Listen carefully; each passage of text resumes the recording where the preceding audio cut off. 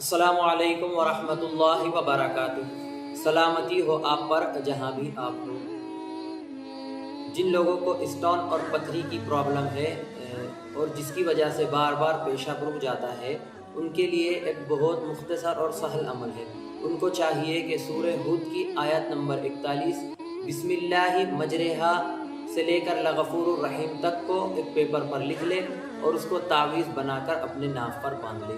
اسی طرح اگر کسی کو اسٹون اور پتھری کی شکایت ہے جس کی وجہ سے زیادہ تکلیف رہتی ہے تو اس کو ختم کرنے کے لیے ایک عمل ہے، سورہ بقرہ کی آیت نمبر 74 اس کو 41 مرتبہ پڑھ لے اور پانی پر دم کر لے۔